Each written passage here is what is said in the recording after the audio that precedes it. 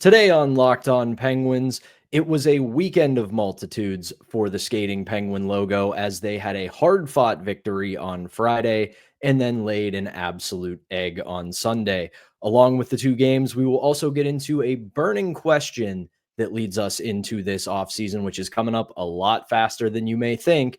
All that and more on this edition of the Locked On Penguins podcast right after this.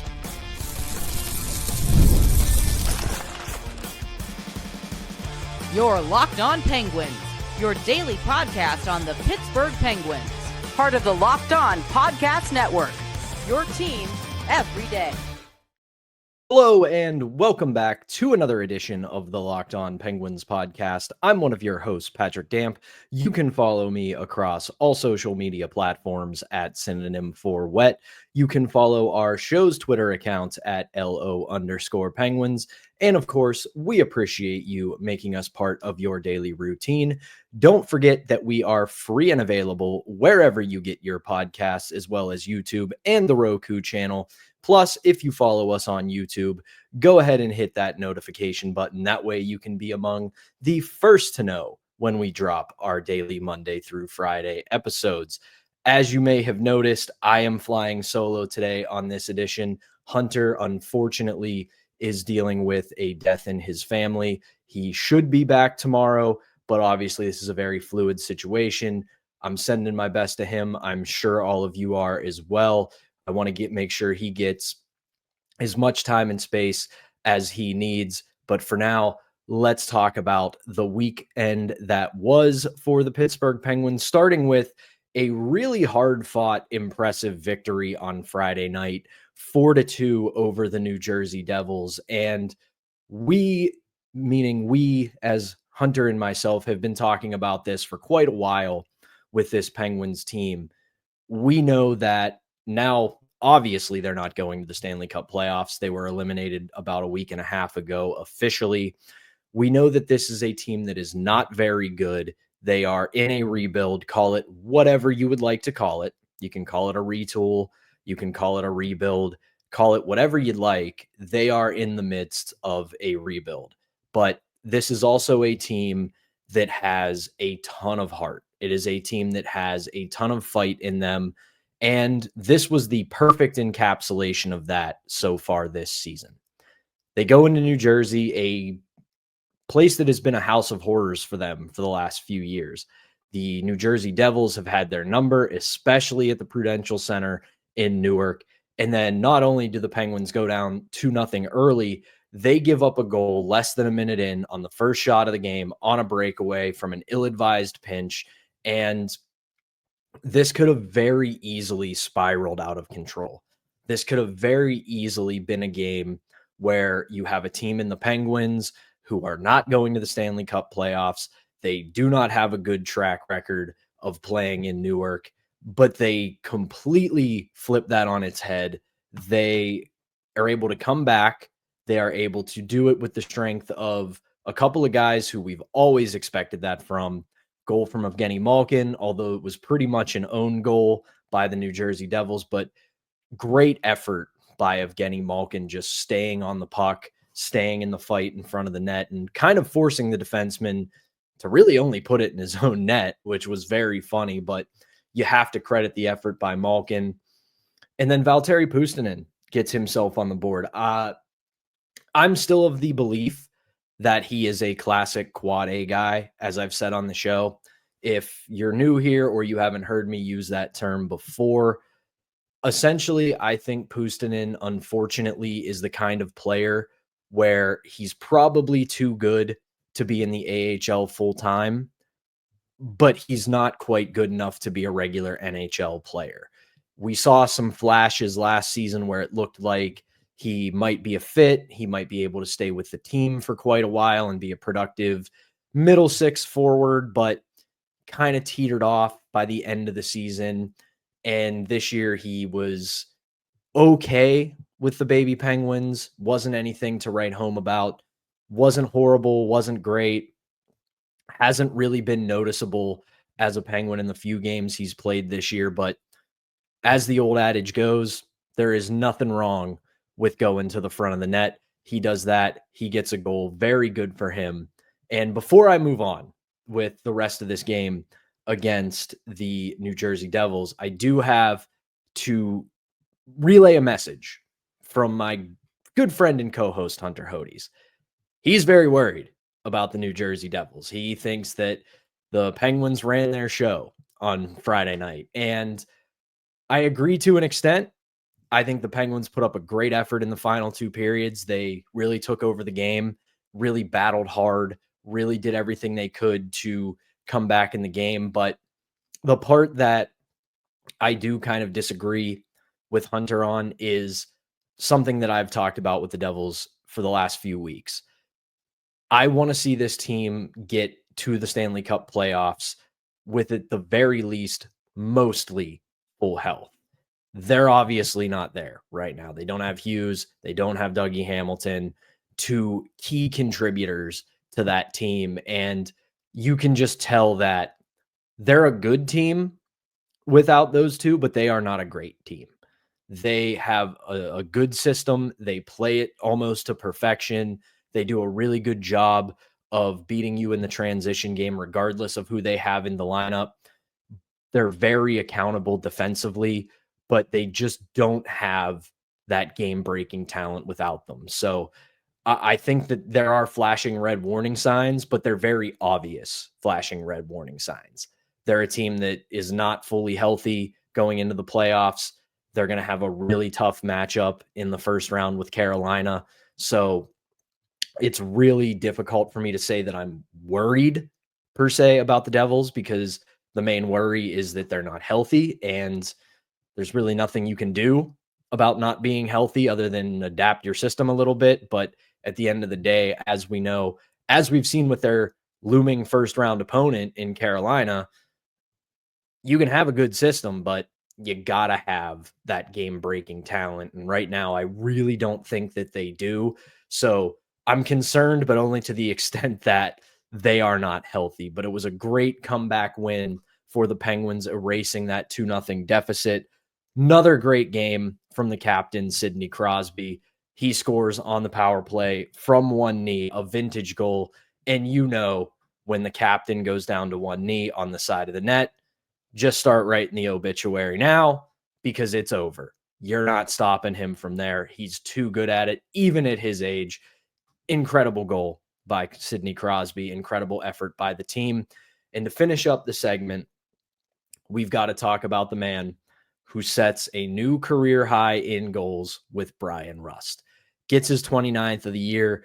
Empty net goal, sure, but I have loved Bryan Rust's game pretty much since he became a Penguin, but the last 2 years, he has been a key contributor who almost flies under the radar for the Pittsburgh Penguins. We all remember the Dom Lucian meme of who the F is Bryan Rust from back in the Stanley Cup runs. Well, I think now we have a definitive answer. He is a top 6 winger in the National Hockey League, but he remains the ultimate Swiss Army knife. He can play in your top 6 and be effective. He can play on your power play and he can be effective. He can kill penalties and be effective. You can put him out there when you need a goal to come back in a game. You can put him out there when you need to defend a lead. No matter what, you can trust in Bryan Rust. And I am on record as saying this multiple times, and I'm going to continue to say it. It might be a tad bit antithetical to what the Penguins are trying to do right now in retooling on the fly, getting younger, getting new blood in there. But I still believe that until Bryan Rust says he no longer wants to be a Penguin, you keep him as a Penguin until then. Sure, his no movement clause ends after this season, and he will be able to be moved without needing to get permission from him and his agent to trade him or move him. But right now, I think I put him in a similar category. And before the comments start yelling at me, I put him in the same category as a Kevin Hayes kind of guy. Granted, Kevin Hayes, bit of a journeyman, bit of a suitcase, been all around the league, obviously not a top 6 forward, but he's not one of the big names. He's not a Sidney Crosby. in Evgeny Malkin, Chris Letang, Erik Karlsson. He's a guy who has had to earn everything he has gotten in the National Hockey League. He's had to work, he's had to develop, he's had to earn his spot as a top 6 player with the Pittsburgh Penguins. And a lot of the guys that they're going to rely on that are already in the system, some of the players that they're going to draft over the next few years, some of the players that they're going to try to acquire, whether it's via trade or via offer sheet, those younger players, while they are professionals, they're not going to be superstars. It's not going to be the next Sidney Crosby. It's not going to be the next Evgeny Malkin. These are guys who are going to have to earn it. They're going to have to develop. They're going to have to learn what it means to be a full-time NHL player. And who better to learn from than a guy who exemplifies the gold standard for development with the Pittsburgh Penguins in Bryan Rust. So along with him continuing to be productive, because hits a career high in goals this year, really continues to take steps to being a top 6 forward, has done all of that. That value there will really help the development, I think, of the younger guys. So a big congratulations to Bryan Rust on hitting a new career high. Well-earned, well-deserved, been a great soldier for the Pittsburgh Penguins for the past decade or so. You love to see a hardworking guy like that get rewarded. But that is going to do it for our opening segment. When we come back, if Friday was a heartfelt, hardworking effort, Sunday, well, it was basically open skate against the Boston Bruins, and it did not go the Penguins' way. We will talk about that game and everything that happened in it when we come back right after this. But first, we've got to tell you about today's sponsor, and that is Upwork. Scaling your business requires the right expertise at the right time. With Upwork, you can find specialized freelancers in marketing, development, design, and more, experts ready to help take your business to the next level. Upwork gives your businesses flexibility by connecting them with top freelance talents across multiple industries, including IT, AI, web development, and marketing. Whether you need extra hands for a project or a long-term partner, Upwork makes hiring simple and affordable. With Upwork, you can find the right talent. If you need help with a marketing campaign, Upwork can connect you with a freelance expert who delivers incredible results. And it's cost-efficient growth instead of hiring full-time.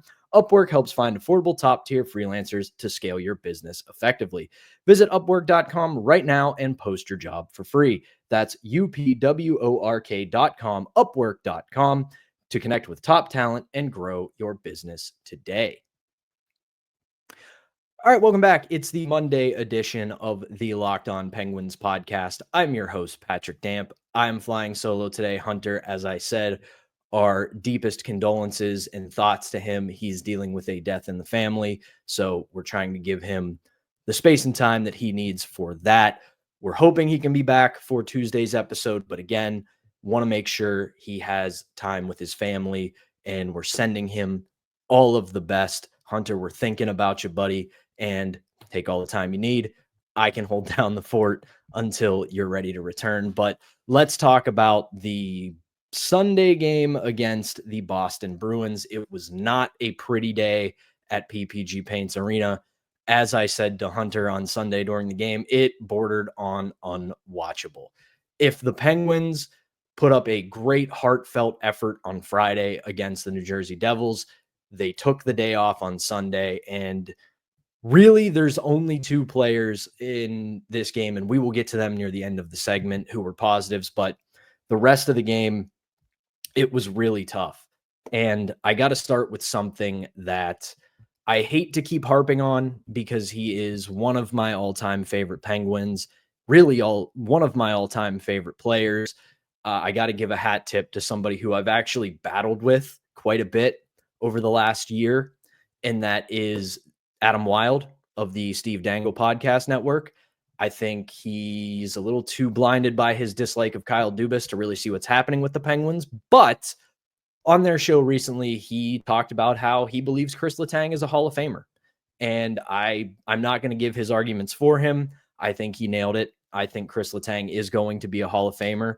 I will spoil part of their argument, and that's that Shea Weber was a first ballot Hall of Famer. And I think by all accounts, we can say Chris Letang was at the very least comparable to Shea Weber. So if that's the bar, Chris Letang, welcome to the Hall of Fame. But that said, the back half of this season, including Sunday, it has been a rough go for Chris Letang. I think one of the biggest things he is struggling with as of late is his skating. And if you know Chris Letang the way most Penguins fans do, the crux of his game, the crux of his strengths are skating. He has always been one of the most fluid, quick skaters. He would make mistakes in his younger years, and he would make up with it by speed. He would be able to get himself back into the play. He would be able to get himself into position after wandering out of position because he was such a good skater. And his skating has just not been there the back half of this season. And it's tough to see. It's really difficult because he's going to be 38 next season. And I don't doubt that the guy is still in top tier shape. His conditioning, his workouts, all of that throughout his career has been the stuff of legend. You talk to people who cover the team. You look at the videos from him in the offseason. The guy is a maniac in the weight room and on the track and on the ice. His work ethic for training is second to none, but it's been a lot of hard miles for Chris Letang, whether it's injuries, whether it's off ice things. We know he's had 2 strokes. He's, by all accounts, somebody who probably should have hung the skates up a few years ago, but he continues to press on, and he's still been effective enough. But given the bar that he has set in his career, the last half of this season has been very difficult for him. Now, I will upside this a little bit. You look at his contract, 3 years left, $6.1 million. And you're probably going to wince a little bit with how the way he has played down the stretch and think that's a lot of money to pay a 38-year-old defenseman who is clearly declining. But a lot of people, I think, are looking at that through the lens of a flat salary cap that we've had over the past few years, which is understandable. We have been so used to, so conditioned to look at the salary cap as something that's not coming down. It's something that has remained flat or has increased by $1 million, $1.5 million, maybe $2 million. We're going to get some big jumps in the salary cap over the next few years. So that means that $6.1 million for Chris Letang, while not good, especially if this decline continues, I would be remiss if I didn't say that this could just be a blip on the radar. He could be dealing with an injury. He could be just fatiguing from being used as much as he has, because we know the Penguins defense outside of him, Carlson on some nights, Grzelcyk on a couple other nights, it's a pretty thin group. So he's being tasked with quite a lot. So that could also play a factor. But while the $6.1 million against the cap over the next few years is still going to be pretty rough, as the cap continues to rise, it's going to be less and less of a burden on the Penguins' dealings because they don't have a ton of UFAs to deal with. They're not going to, at least in my estimation, trade for any huge salary cap burdens. Yeah, they're going to take on some bad contracts in order to get good, affordable young players, but they're probably not going to be taking guys who have 3, 4, 5+ years left on their deals. It'll be guys who have 2, maybe 3 left on that deal. So you look at that $6.1 million AAV, and it's not going to be that big of a financial burden for the Pittsburgh Penguins going forward. And again, I don't think we're going to see 30-year-old Chris Letang. I don't think we're even going to see 35-year-old Chris Letang over the next couple of seasons, just because, as we say all the time on this show, Father Time, undefeated. And for Chris Letang, it certainly looks like it's starting to catch up with him. But I do think his contract, the term left, and the rising salary cap is going to keep it from being a real burden. But it has been a pretty rough second half for Chris Letang. Speaking of another skater who had a okay day against the Bruins simply because it was another milestone game, 2 in a row. Rickard Rakell, career high in goals with 35. A brilliant season from Rickard Rakell, a brilliant bounce back for him this season. Been really good. And I continue to think that I'm probably a little bit vindicated from my take from last year, where I said, I think it was just a snowball of issues for him last year, and it was a blip on the radar because he gets hurt early in the season, probably tries to come back a little bit too early. And you put all that together, he's struggling with the injury, he's struggling to produce, and those struggles just continue to compound on him, leading to what likely was just a blip on the radar screen, a frustrating year. Doesn't deal with that this year, hits a career high, looks like he is the player the Penguins have expected to have for these past couple of seasons. Now, the big question is, what do you do with him going into this offseason? I do think that there is a world where they can get a pretty big haul for him. I do think there's a world where, with a not so enticing UFA class this summer on July 1, there's going to be inflated contracts because of the rising salary cap. He could be a very enticing option for other teams. 35 goal scorer. He's consistently hung around 25, 30 goals for the majority of his career. Played really well this year, did not show any signs of slowing down. So there are probably some teams out there that would pay a pretty penny for him.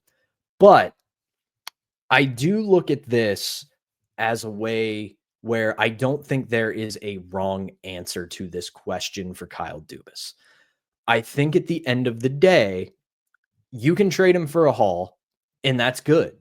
You can maybe get some young talent, some more picks that you can use to flip for other young talent, or you can hold on to him, because I've hinted at it on the show. I've hinted at it in other places. I do think the emergence of Rutger McGroarty and Ville Koivunen, assuming McGroarty isn't hurt too badly and can get something of some time with the AHL club in the Calder Cup playoffs, or at the very least a full offseason to recover and train and continue to develop, as well as a couple other players that they have in the pipeline, you could have a better competitive team next year. Does it mean they're going to be the Capitals? No, they're not going to win the Eastern Conference and look like one of the best teams in the league. But with a weaker Eastern Conference near the bottom, I think you can hold on to him. You can hopefully see that some of these younger players develop, and you have a team that can make a run at getting back to the playoffs next year. Doesn't mean that they'll be a contender. It doesn't mean that they're suddenly going to be right back in the mix of the best teams. But given how many draft picks they've compiled over the last year, and how many young players they've been able to go get, how some of their draft picks and acquired prospects have seemed to taken a little bit bigger of a step than expected, I think you hold on to him. You have a solid top six. You can start to build out a bottom six with some of these younger guys. They're going to be hungry. They're going to play really well. Hopefully, obviously, I'm putting a lot of stock into Magic Beans, but this is kind of what you do in a rebuild. So I do think it's an interesting question for Kyle Dubas and the Penguins going into this offseason of what to do with him. I think at this point, they have done a good enough job with this rebuild on the fly that both answers are perfectly acceptable. I think holding on to him is just perfectly fine, especially because while he may not hit the career high again next year, if you get 25 to 30 goals out of him, as well as Ville Koivunen taking a next step, Rutger McGroarty taking a next step, maybe Tristan Brose is ready, and you have a couple other young guys waiting in the wings, this could be a competitive team once again. So it'll be interesting to see what they do with him. I think Dubas is going to get a lot of calls about him. I think if you get a very good offer, you don't hesitate. But if you don't get exactly what you want, you still have a guy who can provide you 25 to 30 goals. And if next season, again, if you hold on to him, kind of goes the same way where it doesn't look like the postseason's in the cards, you've got a great asset at the trade deadline, because at least as of right now, as I record this after the Bruins game, not a lot of teams in the NHL are tanking. So there's going to be a lot of teams looking to buy. So regardless, I think that they're in a solid position for that. One last thing before we head to break. I have to give another hat tip to Tristan Jarry. I know I can hear the boos. I can see you picking up your tomatoes and getting ready to throw them at me, but hear me out.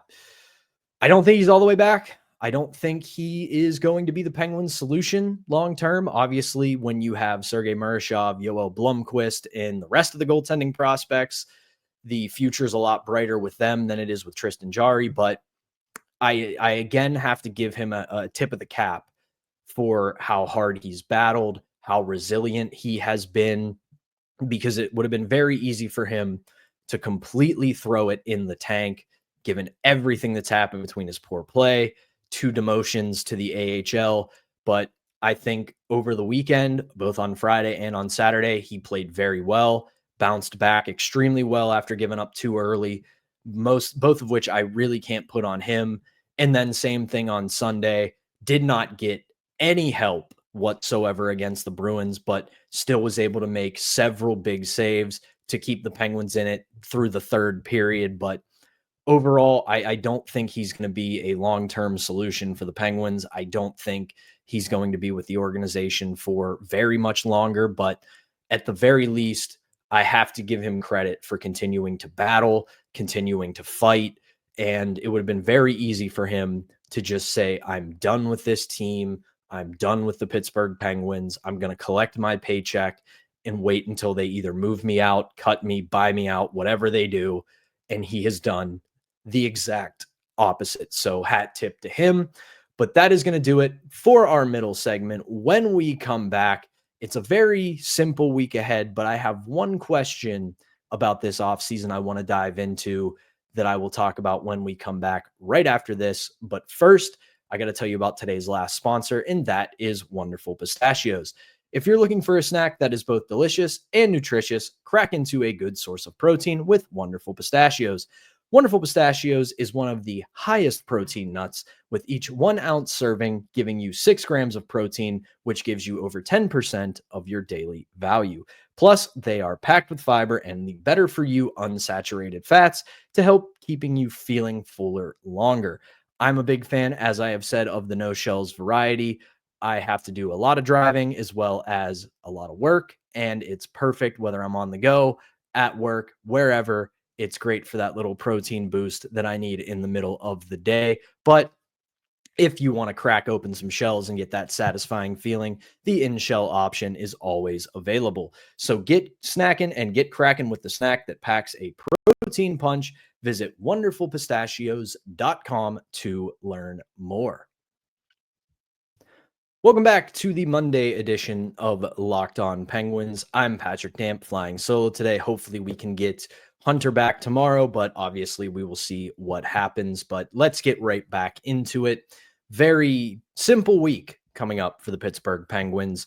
Their final game, 82 of 82, and it is their final home game of the season when they have the Washington Capitals in town for game 82 on Thursday. And really might be the most meaningless game we have seen in quite some time here in Pittsburgh, especially when the Washington Capitals are involved. I would love to see the Capitals dress Ovi so we can get another Crosby versus Ovechkin game, because we know the clock is ticking on both of their careers, and we're not going to get very many more of them as these two illustrious careers start coming towards the end. Ovechkin obviously has broken Wayne Gretzky's goal record, so the Capitals don't have a ton to play for as they are already in the playoffs themselves. The Penguins have also been eliminated, so this game has absolutely no bearing on anything except for maybe the Penguins' draft position going into this offseason. So actually would behoove the Penguins to not win to increase their draft odds going into this summer. But that is what I want to discuss really quickly before we close out the show. Obviously, I'm going to want to discuss this more with Hunter because I think this is going to be one of the biggest pressing questions of this offseason for the Penguins as we head towards the NHL draft. And that is, what do the Rangers do with the pick that they owe the Penguins? This year's pick, it is top 13 protected. meaning if the Rangers get a top 13 pick, they can opt to keep it. They're not forced to. This isn't an automatic protection. It's not like if the Rangers get the 12th overall pick, the Penguins automatically get the 2026 unprotected pick, which if it is 2026, it's completely unprotected. If the Rangers were to somehow get the first overall pick in 2026, the Rangers would still have to fork that pick over to the Penguins if they choose to keep this year's pick. But bit of a history made this past weekend, and it's something that it's a little bit of a silly stat, but it is the first time in NHL history that none of the Pittsburgh Penguins, the New York Rangers, or the Boston Bruins have qualified for the postseason since all three teams have been in the NHL. So that is a bit of a shocker, but let's talk about the pick. Now, if I'm running the Rangers, which I am not, obviously, if I were the Rangers, looking at the way this season has gone, looking at their salary cap, looking at their roster, if I'm them, I'm giving the Penguins this year's pick. I am saying you get the 2025 pick. We are holding on to our 2026 first round pick because I don't see a world where the Rangers are going to be much better next year. They've got some very expensive contracts. They've got some players who are aging out and they're going to be difficult to move. There isn't a ton in the system for them that can come up and provide relief going into next season and give them a spark. I think that they're going to make a ton of panic moves, whether Chris Drury and Peter Laviolette retain their jobs or not. I do think that Dolan, as the owner, wants this team to go on another run, but I don't think they are equipped to do it. So I would, if I were running the Rangers, I would have that hard conversation and just fork over this year's pick and say, listen, next year is not going to be much better. We're going to have a much better pick next year. Because if you look at Tankathon, their best odds right now are to pick 10th overall, and they've only got about a 3.5% chance to pick first overall. If that's the case, I would give the Penguins that pick. And I would say, let them take that. If we're bad next year, we'll get a high pick. And then we can really start to talk about rebuilding again. But if I'm Kyle Dubas, I'm kind of holding out hope that the Rangers decide, no, we're going to be better next year. We're going to make a run next year. So you guys can take our 2026 first round pick. That's going to be in the bottom 16 because we're going to make the playoffs. We're going to go on a run. When in reality, I don't think that's the case. And then if you're the Penguins, that also opens the door to something I talked about a little bit in the previous segment about Rickard Rakell and what to do with him in the next season. If you decide to keep Rickard Rakell and the Rangers tell you, we're giving you our 2026 first round pick, it's all systems go. You don't have to, and that doesn't mean that you're all in again. You're spending to the cap. You're making crazy decisions and signings to try to win the cup. But you look at it as, we've got a pick in the first round that could very easily be in the top 10 that we have no control over. So let's try to push ourselves back into the conversation. If we make the playoffs, that's great. And if we do, it's not like it's going to hurt our draft prospects because we'll have two picks and one of them could be very good because the Rangers aren't very good. So if I'm Dubas, I'm actually kind of hoping that the Rangers decide to punt this to next year and give the Penguins the 2026 pick, and they'll get a good pick. They'll be able to take hopefully some smaller steps in this rebuild, retool on the fly. So we will see what happens. Obviously, we don't know yet. The season will come to a close on Thursday against the Capitals, Talking about the Rangers and Capitals, talk about two rivals, tend to get them mixed up sometimes. But again, final game of the season, Thursday at PPG Paints Arena against the Washington Capitals. But that is going to do it for the Monday edition of Locked On Penguins. For Hunter Hodes, I'm Patrick Damp. Thank you as always for tuning in. We will be back with a brand new episode for you on Tuesday.